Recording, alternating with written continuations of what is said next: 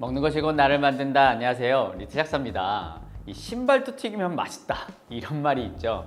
식용유를 사용하면 웬만해선 다 맛있다라는 뜻입니다.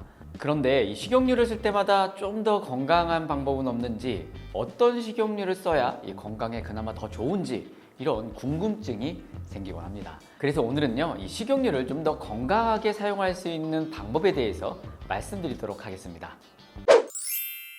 식용유를 건강하게 사용하는 이 첫 번째 방법, 바로 이 발연점과 식용유의 특성을 정확히 알고 요리에 따라 골라라입니다. 식용유가 필요해서 마트에 가보면 콩기름, 포도씨유, 올리브유, 카놀라유, 종류가 너무 많아서 무엇을 골라야 할지 헷갈리게 됩니다. 이 많고 많은 식용유 중에서 어떤 게 가장 건강할까요? 먼저 건강하게 식용유를 사용하려면 각 식용유의 발연점을 대략 알고 있어야 합니다. 이 발연점이란 기름을 가열하면 기름의 화학적 변형으로 인해 연기가 피어오르는 그 온도입니다. 발연점 이상에서 기름을 지속적으로 사용하게 되면 건강에 치명적인 결과를 초래할 수 있으니까요, 요리 온도에 따라 주의를 하셔야 합니다. 이 식용유의 발연점은 이 보시는 것처럼요, 식용유의 종류에 따라 다 다른데, 같은 식용유라도 정제 여부, 품종, 산화 방지제의 첨가 여부에 따라서도 달라질 수 있습니다.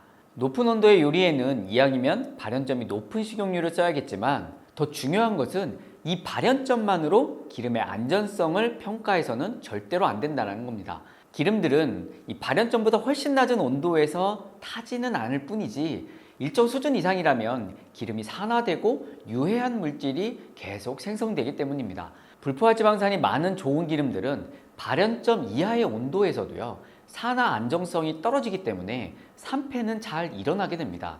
특히 오메가3가 풍부한 들기름 같은 경우도 발연점 자체도 낮지만요, 산화 안정성이 떨어지기 때문에 절대로 열을 가하면 안 되는 기름입니다. 일반적인 올리브유는요, 이 발연점이 낮아서 주로 무침 요리에 권장하지만요, 산화 안정성이 높기 때문에 고품질의 엑스트라 버진 같은 경우는 열을 가하는 음식에 사용할 수도 있습니다. 이 올리브유가 산화 안정성이 높다 하더라도 결국은 발연점까지 온도를 올려버리면요, 동일하게 답은 없습니다. 그래서 전체적으로 제 개인적인 생각을 좀 말씀드리면, 튀김류 같은 경우는 200도씨 이상 전후로도 올라가기 때문에요, 정제 과정을 거치지 않아도 발연점이 높은 아보카도 오일이 괜찮은 것 같고, 일반적인 짧은 시간의 조리와 가벼운 계란 후라이 정도는 고품질의 엑스트라 버진도 괜찮을 것 같습니다. 그리고 이 고품질의 엑스트라 버진 같은 경우는 가격이 굉장히 비싸기 때문에 가성비로는 이 포도씨유 같은 것도 무관할 것 같고요. 열을 가하지 않은 무침이나 샐러드용은요, 오메가3가 풍부한 들기름이라든지 오메가9이 풍부한 엑스트라 버진 올리브유 정도, 요 정도 사용하시면 좋겠습니다. 식용유 건강하게 사용하는 두 번째 방법은요, 보관 장소에 주의하랍니다. 앞서 말씀드렸다시피 식용유는요, 산소, 빛, 온도에 민감하게 반응하기 때문에 발연점 밑에서라도 산패가 일어날 수 있습니다. 그래서 제품들의 보관 방법도 이 직사광선을 피해서 건조하고 서늘한 곳에 보관하시는 게 좋습니다. 하지만 우리는 보통 가스레인지 옆에 이 근처에 식용유를 올려놓고 사용하시는 경우도 많습니다. 이렇게 보관하면요, 요리를 할 때 이 식용유가 열에 영향을 받기 때문에 당연히 이 산패를 더욱더 빨리 가속화됩니다. 요리할 때 귀찮더라도 가급적 가스레인지와 멀리 떨어진 이 독립된 공간에 식용유를 보관해 주시길 바랍니다. 그리고요, 꼭 보관하실 때 식용유 뚜껑을 꽉 닫은 채로 보관해 주시는 거 잊지 마십시오. 식용유를 건강하게 사용하는 이 세 번째 방법, 바로 소량씩 구매하라는 겁니다. 식용유를 보면요, 같은 종류라고 하더라도 용량이 다 제각각이죠. 오랫동안 사용하기 위해 이 식용유는요, 대용량을 사는 경우가 많습니다. 아무리 건강한 식용유를 고르고 발연점에 주의하고 보관을 잘해도요, 제조 일자로부터 시간이 지나면 지날수록 이 기름은요, 조금씩 산패될 수밖에 없습니다. 그러니까 식용유는 가급적 짧은 기간 내에 사용할 수 있을 만큼만 구매하자. 특히 불포화 지방산이 높은 들기름, 아마씨 같은 거는요, 한두 달 이내에 먹을 수 있을 정도만 구매하시고 이왕이면 꼭 냉장 보관하시는 게 필요합니다. 식용유를 건강하게 사용하는 네 번째 방법, 바로 환기를 하라입니다.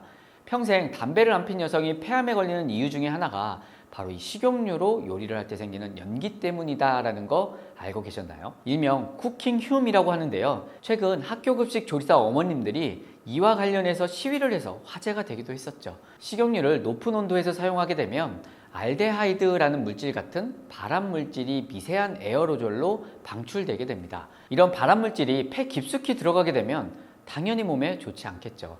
실제로 여러 연구를 살펴보니 쿠킹hum은 흡연 여부와 관계없이 여성의 폐암 위험 인자를 높일 가능성이 있다.